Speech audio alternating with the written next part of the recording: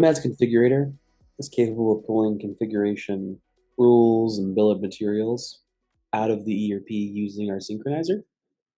On this example here, I actually have a configurable item. As a user, I can go through and I can make selections of different criterias, get conditional responses for each of these different components that I'm configuring.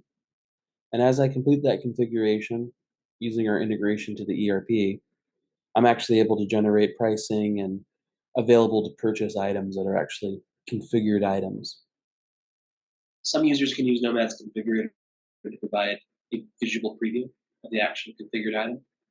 On Homestead implements, if I were to go into one of their rotor retailers here,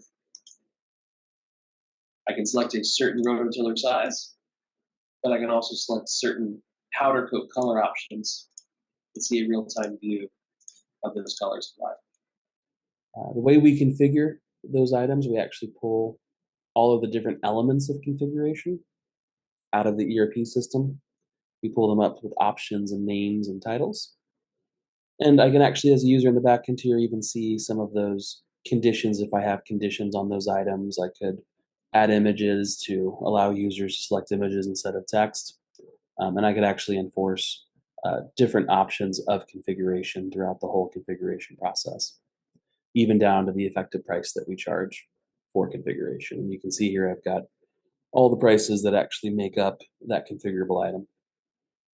When I do order this item, we'll actually put that into the ERP as a sales order, or also in some cases as a manufacturing order for someone to go pull all those steel panels together, all the jobs to go weld them and paint them and screw them together so that you can actually deliver a custom configured item.